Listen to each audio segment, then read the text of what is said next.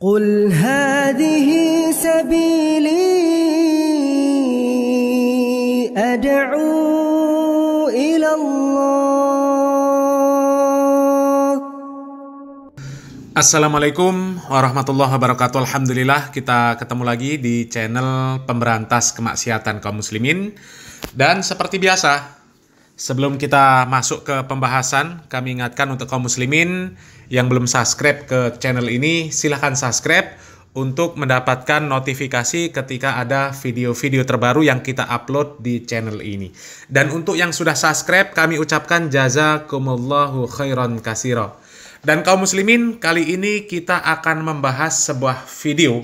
Ini ada video yang menarik untuk kita bahas. Video dari seorang ustadz yang mengaku-ngaku sebagai mantan Wahabi. Dan lagi-lagi ini menambah deretan orang-orang yang mengaku sebagai mantan Wahabi. Ya, jadi masuknya kapan, tiba-tiba mengaku mantan. Sekarang ini banyak kaum muslimin, orang-orang yang mengaku-ngaku sebagai mantan Wahabi, mantan Salafi, ya. Dan semuanya itu tujuannya cuma satu. Apa? Untuk memfitnah dakwah sunnah. Supaya apa? Supaya jangan sampai ada yang ikut. Tapi ternyata semakin difitnah, malah semakin banyak yang ikut. Dan fitnahan itu, ya, fitnahan mereka itu macam-macam kaum muslimin. Ada yang mengatakan kalau Wahabi itu ya memang bukan teroris, tapi Wahabi itu pintu masuk untuk menjadi teroris. Karena apa? Itu tahanan-tahanan teroris itu semuanya fahamnya sama dengan Wahabi, ya. Kemudian ada yang mengatakan Wahabi itu anti NKRI. Kemudian ada yang katanya jadi Ustadz Wahabi itu dibayar luar biasa, 20 juta per bulannya. Ya. Tujuannya apa? Untuk merusak agama Islam. Kemudian ada lagi yang mengatakan Wahabi itu bentukan Yahudi. Dan masih banyak lagi lah ya. Pokoknya yang jelek-jelek itu mereka sematkan kepada Wahabi. Dan kita langsung saja simak videonya kaum muslimin. Ada seorang ustadz yang mengaku-ngaku sebagai mantan Wahabi. Yang pertama, kapan Ustadz Salafi? Dijawab Pak, boleh jawab boleh tidak? Ya, mujahadah ya. Mujahadahnya sejak tahun 98, waktu perang 98. Waktu perang 98 Kubang. Kan perang tuh dulu. Ingat perang Kubang, Pak. Saya mengaji, kemudian 99, 2000, 2001, tapi sambil ngaji juga tempat lain, nyuri-nyuri dari murabbi, dari ustaz-ustaz tuh. Tapi kalau ada daurah ikut. Kemudian 2006 udah mulai agak-agak bingung. Satu hari yang membuat saya berhenti itu, mujahadah itu apa? Perasaan saya itu kalau waktu ngaji di situ merasa benar aja. Asal masuk ke masjid, nengok orang tuh kecil aja Pak, nganggap orang tak berilmu. Jadi saya merasa tak enak. Ini orang beramal tak dengan ilmu. Itu kan doktrin tuh. Yang berilmu tuh kan cuman kami. Kami ini ahlus sunnah wal jamaah. Kami belajar hadis. Kami ini betul sanadnya, betul hadisnya. Ini semua dalilnya sahih. Ini yang diamalkan, salaman setelah sholat, orang yang masuk masjid. Ini ahli bid'ah semuanya. Asal memandang orang tuh kecil. Itu yang saya rasakan. Ada hati saya yang tak puas. Satu hari, bolehlah nih, satu hari celana saya agak bolong kecil di sini. Jadi sholat adalah kawan. Tak usahlah sebut namanya dia. Kalau disebut namanya tak enak, dia jual kelapa tuh di Jalan Paus. Nah, sebut nanti dia terkenang tuh, entah terkenang tak tidak lagi. Jadi selesai sholat tuh, celana ini bolong. Saya bukan merokok, tapi ada orang merokok yang kena celana saya ini bolong kecil-kecil. Lalu dia lihat gini, tak sah solat, tak sah solat, tak sah solat, gitu dia. Kan sama-sama pengajian nih. Tak sah solat antum, ulang solat antum, tapi kasar. Gitu. Lalu saya bilang, abang kok kasar? Betul sebenarnya saya bilang. Tapi kita ini ikut sahabat. Kita ini kan salafi, pengikut sahabat. Sahabat itu kan lemah lembut, saya bilang. Kalaulah ada, maaf bang ya, saya bilang, kalau kayak gini Islam zaman sahabat tua, saya bilang, kasar seperti abang ini, macam mana orang mau masuk Islam? Untung saya Islamnya itu ada sekarang. Kalau saya hidup bersama Nabi di zaman sahabat tuh, perilaku sahabat tuh sekasar abang nih, tak masuk Islam saya tuh, astagfirullah, saya bilang, maaf ya gitu, begitu kasarnya antum nih, saya bilang.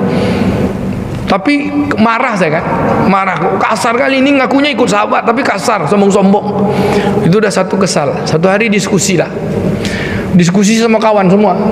Tak usahlah sebut namanya, kau sebut aku nih kan. Saya bilang, Bang, kalau saya berjalan dari rumah ke masjid, tiba-tiba di tengah jalan saya berhenti dan berdoa saya di jalan tu, Bang. Berdoa saya, ya Allah ya Rahman ya Rahim, apa aja lah saya bilang. Doa itu ibadah tak, Bang? Ibadah. Okey, dia bilang. Tapi yang saya lakukan ni pernah dibuat Nabi tak, Bang? Saya bilang. Isu-isunya mulai gitu. Bingung dia jawab. Kan man amila amalan laisa amruna fahuwa ruddud. Kan itu dalilnya. Siapa yang beramal yang tak pernah kami tunjukkan, maka amalnya tak diterima, tertolak. Saya tadi beramal, kan ibadah tu kan, ya. Saya berdoa di jalan tu, lalu ditolak. Berarti kalau amal tu tak pernah ditunjuk, berarti itu bid'ah kan, Bang? Tak bisa juga dia jawab. Kalau bid'ah berarti dengan berdoa tadi masuk neraka saya itu kan, Bang? Sebenarnya kan berdoa sampai di jalan, di tengah jalan, kan bid'ah tu kan. Wa kullu bid'atin dalalah wa kullu dalalati finnar. Setiap bid'ah sesat masuk neraka. Apakah mungkin saya di jalan tadi berdoa gini lalu Allah Ta'ala bilang kamu masuk neraka? Yang satu jawab, ya bid'ah, tapi masuk neraka tak berani. Dia bilang, ya itu bid'ah. Yang satu lagi, no comment. Semenjak itu saya bilang, berhentilah saya ngaji lagi. Kalian aja tak dapat jawab, saya bilang. Kenapa? Kalau seandainya saya masuk neraka, masa Allah kejam betul? Gara-gara saya berdoa masuk neraka, maksiat apa yang saya lakukan? Pada saya berdoa kepada Allah Ta'ala, itu ibadah kan, saya bilang. Pernah tak Nabi pernah buat kayak gitu? Berjalan dari rumah ke masjid, tiba-tiba di tengah jalan berdoa saya. Pernah tak Nabi buat kayak gitu? Tak ada dalilnya kan? Berarti saya nak ikut Nabi, bid'ah saya, masuk neraka saya. Udahlah, saya berhenti ngaji lagi. Oh, langsung dibilang antum murtad. Pelan-pelan. Padahal daurah pertama di kampus dulu. Tak usah sebut lagi ustaznya. Ustaz baru pulang dari Madinah. Kita panitianya, kita ininya kan. Ngaji halakoh sana, ngaji sini. Tapi selama ngaji itu saya memang enggak tentram, Pak. Terus mencari. Ya, kaum muslimin, video ini sangat panjang kalau kita bahas semuanya. Jadi kita cukupkan sampai di sini karena dari sini saja kita sudah tahu kisi-kisinya. Sudah tahu clue-nya. Apa alasan ustadz tersebut keluar dari salafi, dan kita akan tanggapi. Alasan yang pertama tadi, sebenarnya orang tersebut yang salah, tapi dia menyalahkan salafinya. Dia yang merasa benar, kemudian menganggap yang lain salah. Merasa dia yang pintar, menganggap orang lain tidak berilmu. Kan itu salah dia sendiri namanya. Karena tidak ada ustadz-ustadz salafi yang mengajarkan untuk memiliki sifat sombong yang seperti itu. Tapi ketika mengajarkan supaya setiap ibadah yang kita lakukan itu kita harus tahu ilmunya, maka iya, ustadz salafi seperti itu. Mengajarkan untuk meninggalkan ibadah yang tidak ada ilmunya, tidak ada tuntunannya di dalam syariat Islam, iya. Dan kemudian ketika memiliki ilmu, kemudian bisa mengetahui mana yang salah, mana yang benar, mana yang sunnah, mana yang bid'ah, mana ketaatan, mana kemaksiatan, mana orang yang taat, mana orang yang ahli maksiat, mana yang menegakkan sunnah, mana yang mengerjakan amaliyah bid'ah. Itu bukan sombong namanya. Kalau yang begitu dikatakan sombong, maka semua ustadz itu disebut sombong semua. Karena kerjaan para ustadz itu mengajarkan kepada orang lain, mengenalkan agama kepada kaum muslimin. Artinya mereka merasa lebih pintar. Karena mereka yang mengajarkan, mereka menasehati, mereka memperbaiki kondisi umat. Artinya mereka merasa lebih baik. Jadi nggak usah ada ustadz saja kalau begitu. Nggak usah ada tawasobil haq wa tawasobil sabr. Maka bebas saja semua manusia. Kan begitu. Jadi ini alasan yang tidak masuk akal dan sangat di luar akal yang sehat. Ya. Kemudian alasan berikutnya, salafi kasar. Jadi kalaupun ada orang yang seperti itu, yang diceritakan oleh ustadz tersebut, yang kasar, langsung menegur seperti itu tidak mewakili salafi, kalaupun itu benar. Dan kalaupun benar, maka yang melakukan seperti itu adalah orang-orang yang belum faham, belum banyak belajar. Karena belajar dari hadis yang mengisahkan ada orang Arab Badui yang kencing di Masjid Nabawi, kemudian para sahabat mau memarahi, kemudian dicegah oleh Nabi Muhammad SAW. Dari hadis ini saja ada pelajaran bahwa kita harus berlemah lembut di dalam berdakwah. Sebagaimana firman Allah Subhanahu wa taala di dalam Al-Qur'an. Allah Subhanahu wa taala juga menjelaskan, "Fabima rahmatim minallahi lintalahum. Walau kunta fadzan ghalidhal qalbi lang faddu min haulik." Maka disebabkan rahmat dari Allah lah kamu berlaku lemah lembut terhadap mereka. Sekiranya kamu bersikap keras, kemudian berhati yang kasar, tentulah mereka akan menjauhkan diri dari sekelilingmu. Tapi dari narasi yang disampaikan Ustadz tersebut, sepertinya itu hal yang mustahil dilakukan oleh para penuntut ilmu. Masa iya karena ada pakaian yang terkena api rokok kemudian dikatakan sholatnya tidak sah? Itu dari mana ajarannya?